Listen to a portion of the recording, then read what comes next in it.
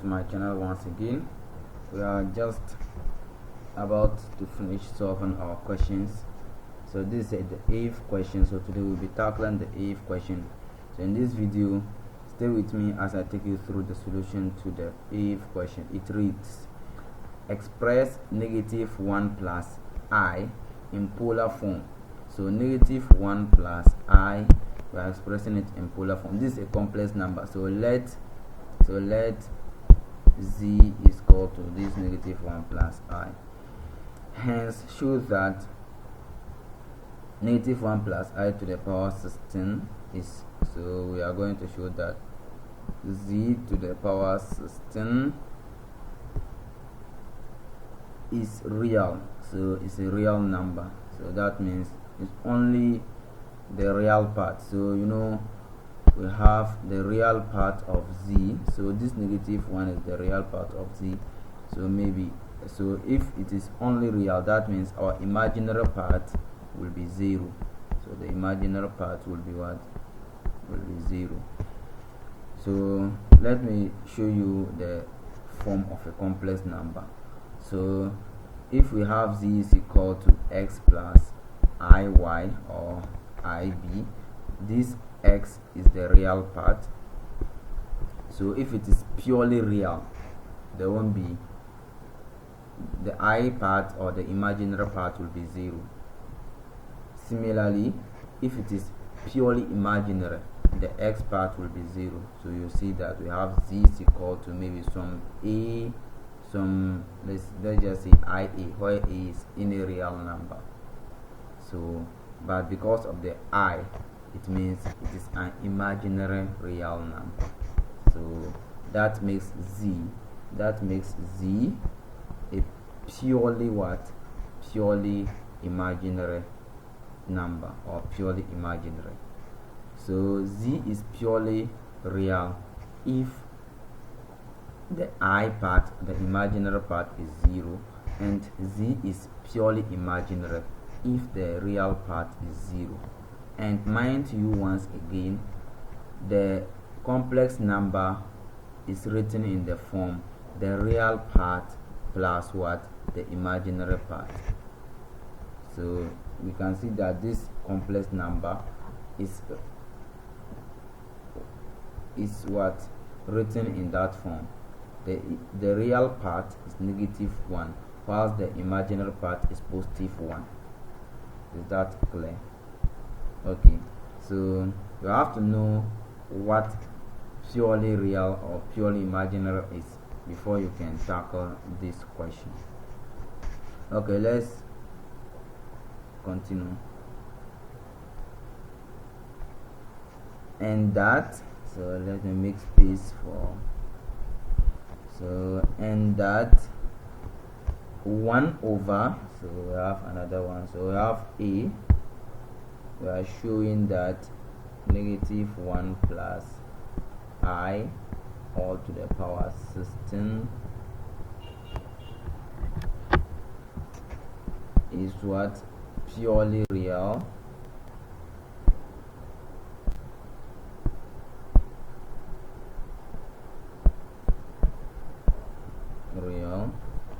And b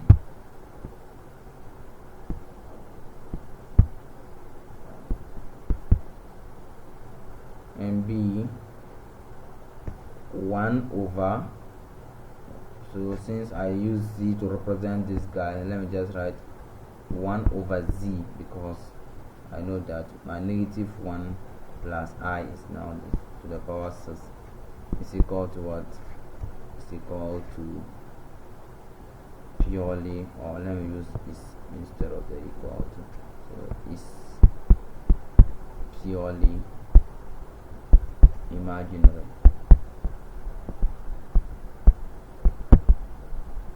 So this is what we'll be doing given the value for each. So we won't just show that it is purely real or purely imaginary, but we will state the value.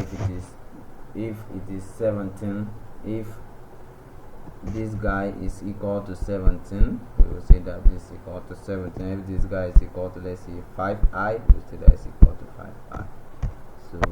let's dive into the solution. Let me open my notebook. So let me so that we have a nice board. So now we know what we want. We just need z to the power 16 and z to the power negative 6 is the same as 1 over. So let me come. So first we have we said that let z is equal to negative 1 plus I. If we want to perform negative 1 plus I all square, we have to do negative 1 square plus 2 times this 2, so plus 2 times negative 1, so then we come, so plus 2 times negative 1 is minus 2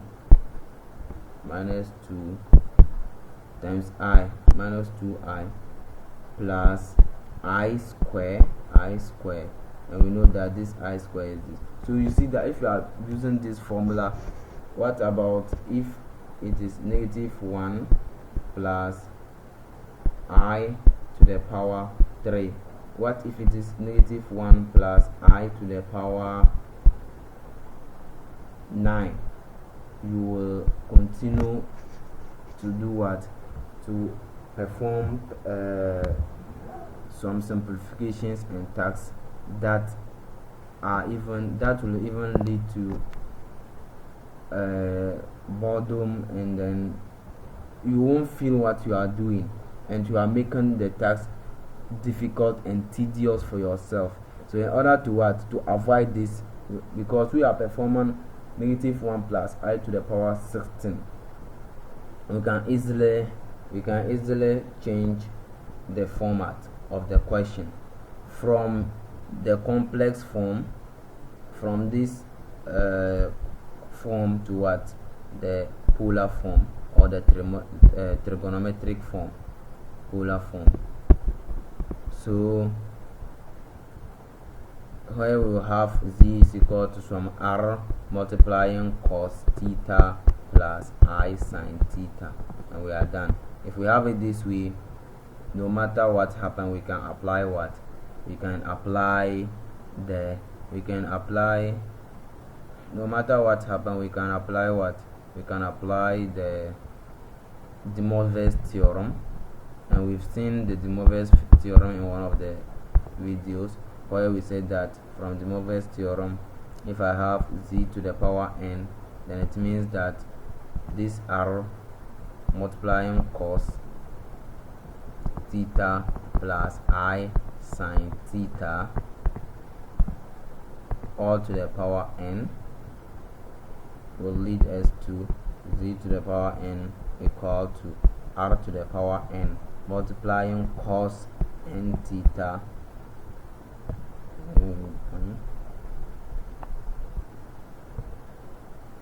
so r to the power n multiplying cos, then let me just cos theta plus I sin theta all to the power n. Okay, so if we are applying the De Moivre's theorem to what?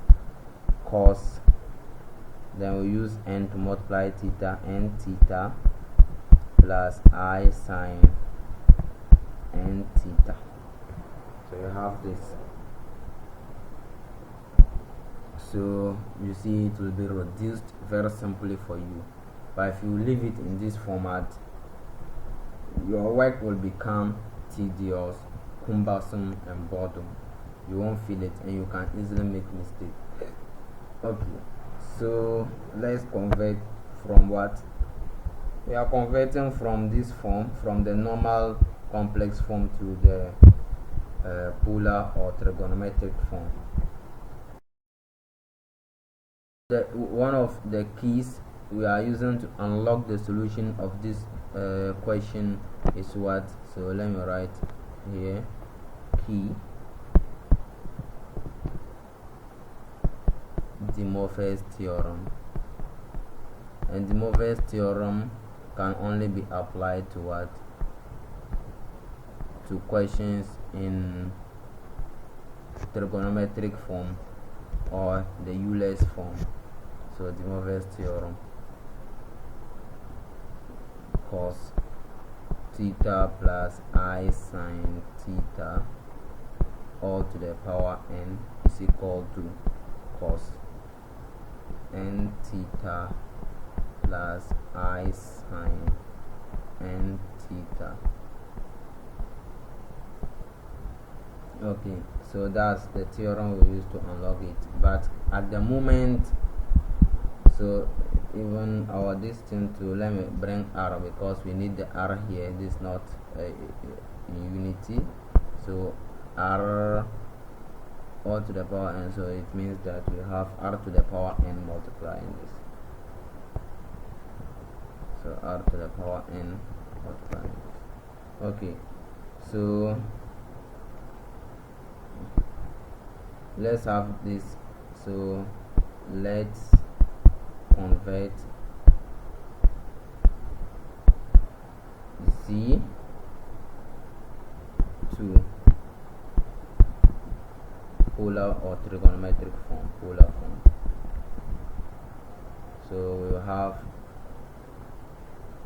that is z equal to some r multiplying cos theta plus I sine theta, where r is equal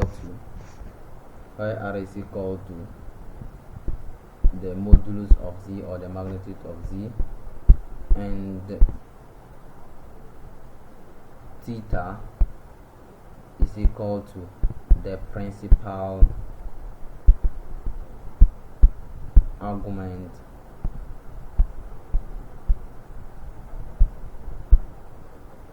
of z.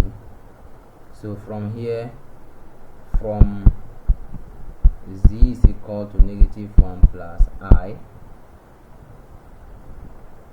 we said in vector form z will be equal to what? -1 +1, because it's x, y, and if we have x plus I, y, in this form z is equal to x plus I, y. Our x is -1 and our y is what? +1. So the magnitude of z will be equal to what? Square root of what? X squared plus y squared. We apply the same thing here. So the magnitude of z, which is equal to our r, is equal to what? Square root of -1 squared plus what? 1 squared, which is equal to square root of 2. So therefore our r is equal to square root of 2. Okay, so now that we have r, let's go to the z plane, where we have the real part of z, the imaginary part of z. So this is positive. You are already familiar with this. X is negative, y is positive, so the real part is negative, and the imaginary part is positive. You are already familiar with this. Negative, and then what? Positive, negative. You are already familiar with all this. So our question, our real part is -1, so it falls, and the imaginary part is +1, so it falls under that category. So we draw this. We always make sure that the angle, let's say alpha, falls here, but we are looking for this angle from the positive x-axis up to where we draw the other line. Okay, so we have +1 for y, 1 for x. This one means that it is what? In the what? Negative axis. So this is the angle we are looking for. Let's see, it is theta. So where theta is equal to what? That's the principal argument for that's the principal argument for our z. so it's equal to what? Pi, which is 180 degrees, minus alpha, but our alpha is equal to opposite adjacent, so tan inverse of what? Let me just take it one by one.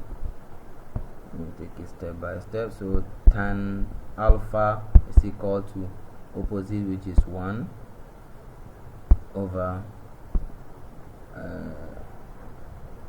adjacent, which is also 1. So therefore alpha is equal to tan inverse of 1, which is equal to pi over 4, that's 45 degrees, implies our theta will be equal to pi minus pi over 4, which is equal to 3 pi over 4. So now we have our r and we have our theta. Hence, in polar form, our z will now be equal to root of 2 multiplying cos of 3 pi over 4 plus I sine of 3 pi over 4. Now we have written the complex number we've been given in polar form. So now we can apply the Moivre's theorem to what we were asked to find.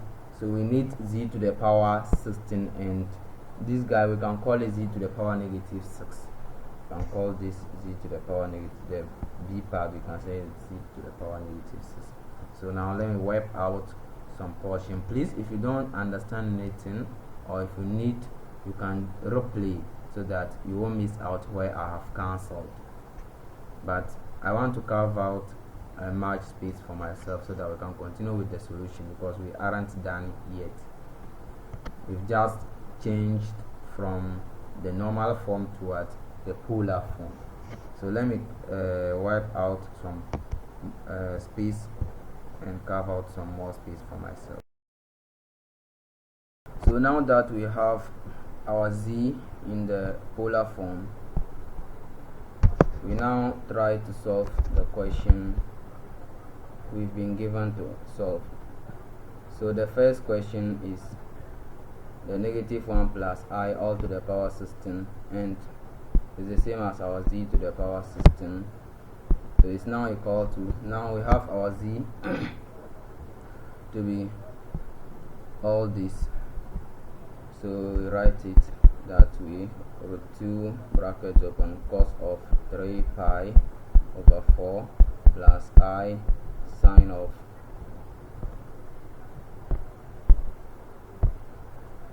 3 pi over 4 all to the power 16.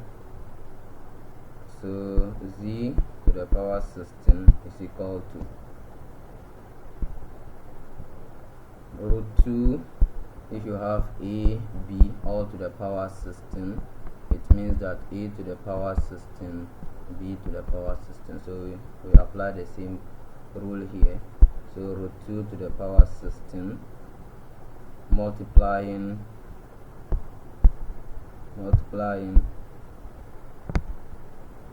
cos 3 pi over 4 plus I sine 3 pi over 4 all to the power 16. And we have our key here. The key to solving the question is what? The Moivre's theorem. So apply the Moivre's theorem.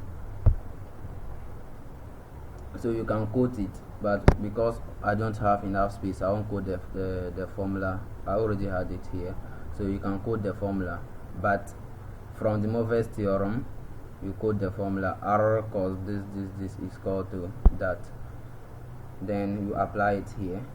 So it implies, so we are applying the Moivre's theorem here. Our z, we can now represent the z by the negative 1 plus I. all to the power 16 is equal to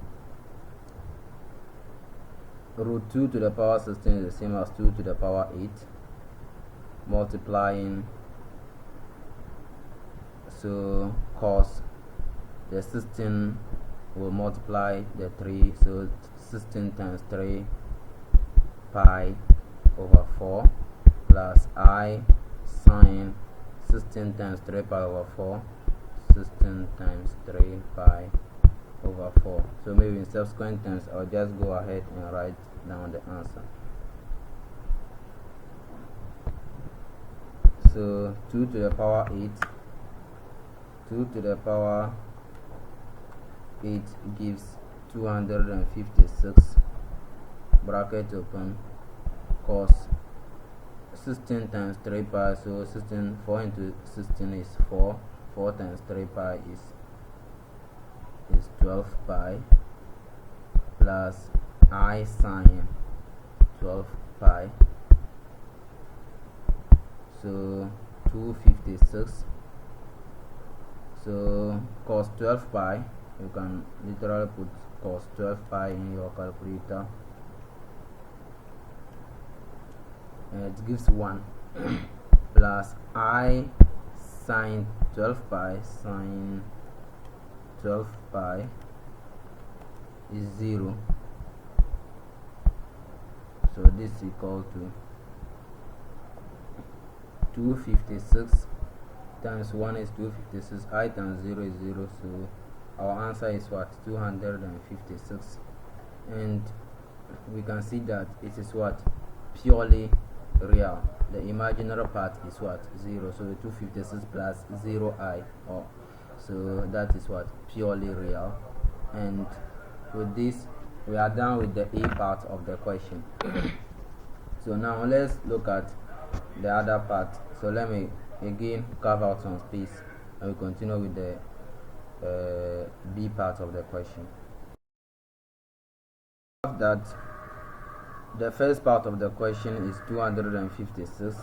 So now let's look at the other part where we'll be finding 1 over z to the power 6. This is the same as z to the power negative 6, and this will be equal to, our z is now root 2 cos root 2 bracket open cos of 3 pi over 4 plus I sine 3 pi over 4, so all to the power negative 6. So this will be equal to root 2 all to the power negative 6 multiplying cos of, so 6 negative 6 times 3 pi over 4 by applying the Moivre's theorem, plus I sine of negative 6 multiplying 3 pi over 4, and this will lead us to 1 over root 2 to all to the power 6 multiplying, we know that 1 over a, or a to the power negative 1 is the same as what? Is the same as 1 over a.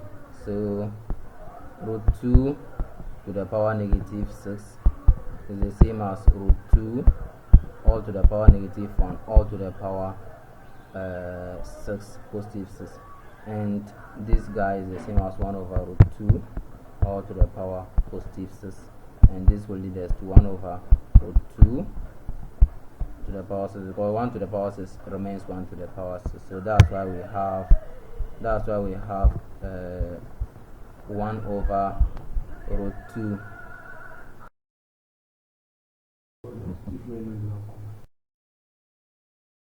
and